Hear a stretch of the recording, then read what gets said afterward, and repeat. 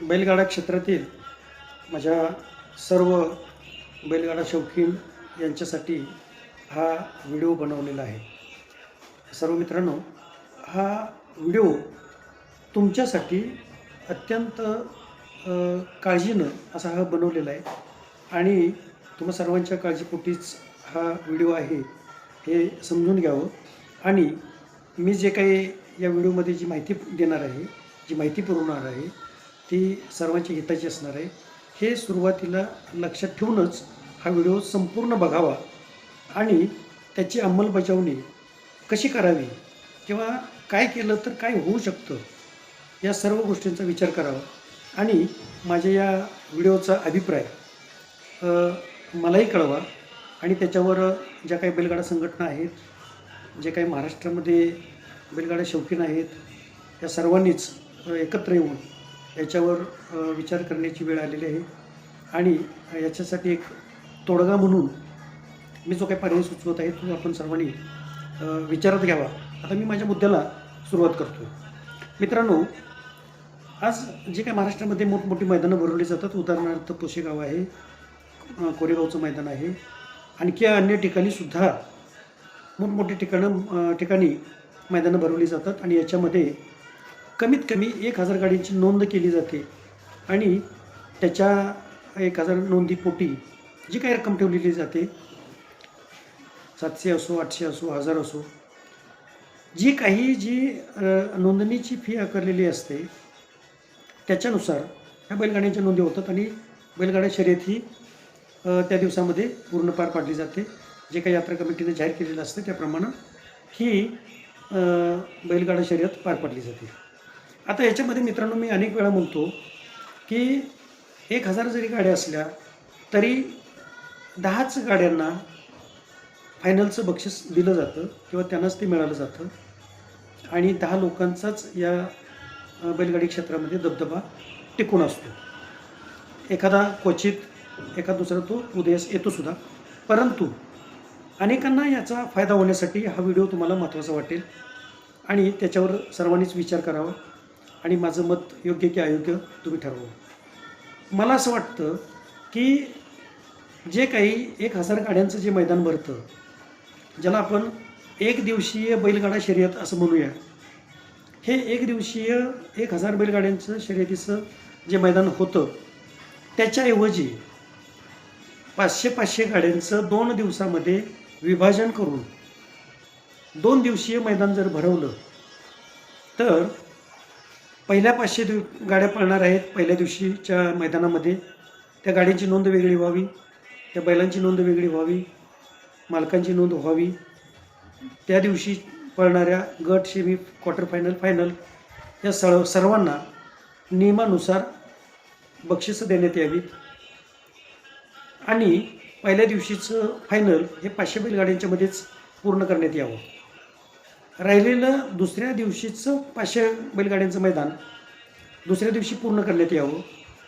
त्याच्यामध्येही पहिल्या दिवसाचाच नियम पुन्हा लागू करण्यात यावा आणि त्याच्यामध्ये सुद्धा गट, सेमी, क्वार्टर फायनल, फायनल अशा 10 गाड्या फायनलला काढाव्यात. याच्यामध्ये मला एकच म्हणायचं आहे की पहिल्या दिवशीच्या फायनलमध्ये ज्या 10 गाड्या राहतील, दुसऱ्या दिवशीच्या फायनलमध्ये ज्या 10 गाड्या राहतील, या ठिकाणी 20 लोकांना बक्षिसाचा लाभ होईल आणि नवीन एक 20 माणसं बैलगाडा क्षेत्रामध्ये नावारूपाला येतील, उदयास येतील, त्यांच्यामध्ये आनंद निर्माण होईल. बैलगाडी क्षेत्रामध्ये एक नवीन पिढी अतिउत्साहानं पुढे येऊ शकते. परंतु हे एक दिवसीय मैदान जे आहे ते खूपच तोट्याचं आहे आणि या गोष्टी माझ्या किंवा अनेक बैलगाडा शौकीनांच्या सुद्धा लक्षात आलेल्या आहेत.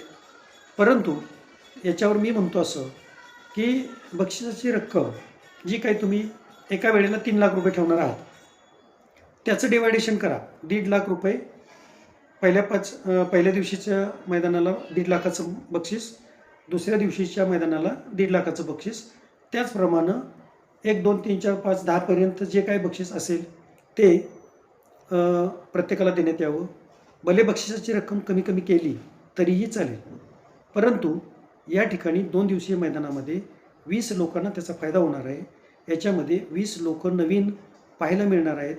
20 लोकांच्यामध्ये किंवा हजारो लोकांच्यामध्ये आनंद निर्माण होणार आहे आणि वेगवेगळ्या कुटुंबामध्ये त्यांचे फॅन्स किंवा त्यांचे चाहते या 20 बैलांचे तयार होणार आहेत आणि एक या बैलगाडा क्षेत्राला एक आणखी आनंदाची एक उत्साहाची भरती येणार आहे आणि त्याच्यामुळंच बैलगाडा क्षेत्र हे आणखी मजबूत होऊ शकतं. इथं मात्र बैलगाडा भरवणाऱ्या यात्रा कमिटीने असं म्हणू नये की आम्ही एका दिवसामध्ये हे पूर्ण करू शकतो. हे तुम्ही पूर्ण करू शकता हे सगळ्यांनीच बघितलेलं आहे.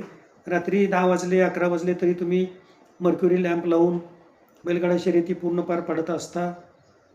त्याच्यामध्ये रात्रीचे अनेक धोके असतात. अनेक पब्लिक बैलगाड्यांच्यामध्ये अडकून जखमी झालेले आहेत, मृत्यू पावलेले आहेत, कुणी कायमचे जायबंदी झालेले आहेत.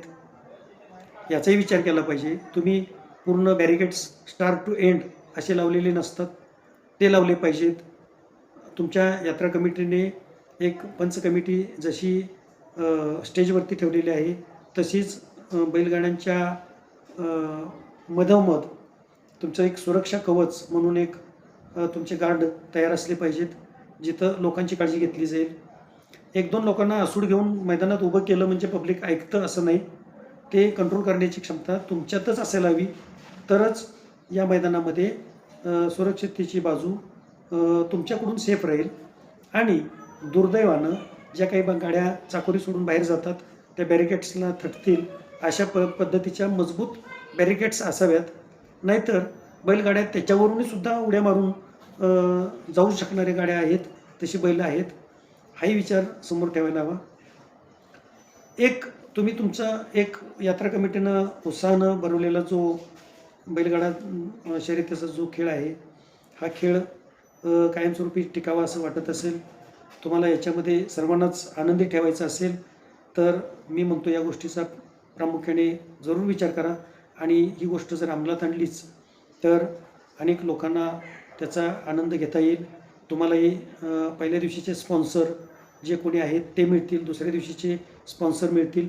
यात्रा कमिटीचा याच्यामध्ये तोटा कधीच होत नाही आणि कधी जाहीर झालेला पण ऐकवत नाही.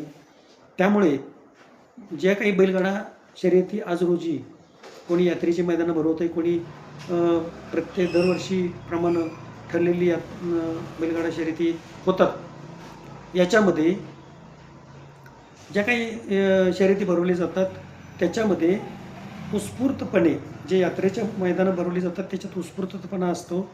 त्यांनीसुद्धा बैलगाडा शर्यतीचेच नियम अंमलात आणावेत, तेच लागू त्यांना असावेत आणि त्यांनीसुद्धा बैलगाडीच्या नियमानुसारच बैलगाडा शर्यती पार पाडाव्यात.